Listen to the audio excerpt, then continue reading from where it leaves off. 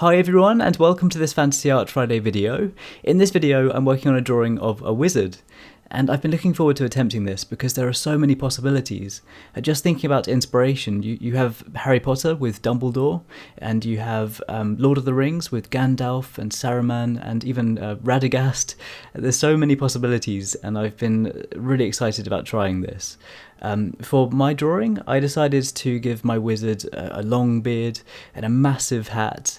I wanted to have lots of layers of clothing with a cape and potions on a belt with a staff, and then I wanted to put more detail into the background as well, and I had some interesting ideas for the background and the environment that I wanted to place later on that you'll see during this video. For the outlines, I decided to use my Copic Multiliner SP 0.03mm, and I wanted to use this pen because it's extremely fine, so it allows me to work on the smaller details like the feather on his hat, and the potion bottles, and some of the smaller details.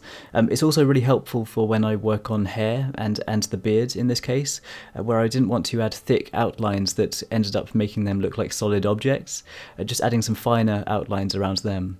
And also in areas where I want to place really thick outlines, like the underside of some of the layers of clothing, I just spend more time on those lines, and using a finer pen like this, you have more control and you can make the lines really smooth. When I eventually completed the outlines, it was time for the colouring, and for the colouring of this drawing I used Copic Markers, starting off with the wizard's hat, and I chose to use light hydrangea for the base colour, and then for the darker tones around the underside and the band around the middle, I used a blueberry marker.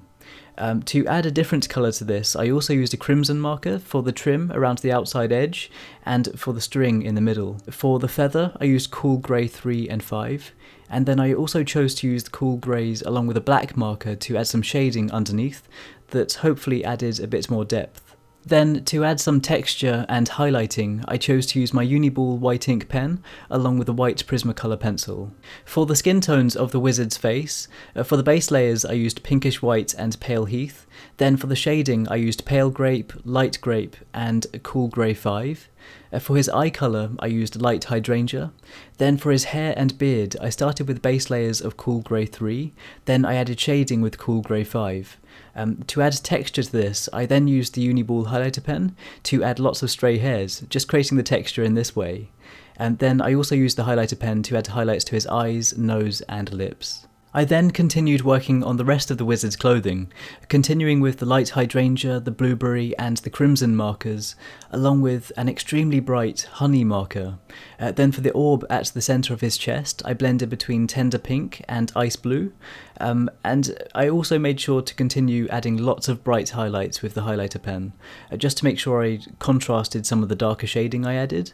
When I was adding the shading, I made sure to add the black marker first, and then I blended outwards with the cool grey markers, cool grey 7, 5 and 3 in that order, just to make sure the shading is nice and smooth. I wanted to add different and contrasting colours inside the potion bottles that would really stand out in front of the clothing, so I chose to use cerise, apple green and holiday blue. And I was really pleased with these colours because some of these markers are so bright, especially the cerise.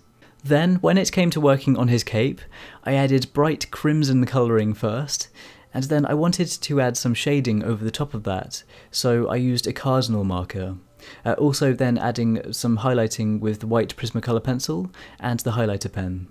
I used champagne and maroon markers to add the colouring to his staff, then to add the wooden texture I relied on the highlighter pen. Then for the orb, I wanted the orb of the staff to match the orb at the centre of his chest, so again I used the tender pink and the ice blue markers. With the colouring, the shadows and the highlights of the wizard completed, it was then time for me to work on the background, starting light and then getting darker towards the foreground, and I wanted it to be grey toned, so starting with cool grey 1 for the sky, then for the middle layers I used cool grey 3 and 5, then for the foreground I used a mixture of cool grey 5 and 7. After that, to make some of these layers stand out a little bit more, I used the Copic Multiliner just to add some faint outlines. After that, I used the highlighter pen to add texture to some of these rocks, especially in the foreground. and then I wanted to create some magical effects that matched the same colour as the orbs from his staff and at the centre of his chest, so using the ice blue and the tender pink markers. This is why it was important for me to work on the background first, so that I could add these layers on top and create a transparent effect. For the final parts of this drawing, I added highlights going all the way around the wizard to separate him from the background and to really make him stand out in front of that comic panel. Then after that, I used the highlighter pen to add some lines sweeping right across the page and to add some particle effects just hovering around him. Then at the last minute, I decided to add a few more details to the wizard's tower in the background. Then after that, this drawing was completed. Overall, it took about 4.5 hours to complete, and I loved working on this, trying all these different colours and just trying something a bit different this time. I had so much fun, and I really hope you enjoyed watching. Please let me know what you think, and also let me know if you have any suggestions for future videos. If you'd like to see more stuff like this, then feel free to subscribe, and any likes or shares on this video, they really mean a lot to me. If you'd like to follow my progress and see progress photos before I post these videos, then check out the links in the description box below to check out my Twitter, Facebook and Instagram. And once again, thank you so much for watching, and thank you so much for the support. I really appreciate it. I hope you're having an awesome day, and I'll see you all soon.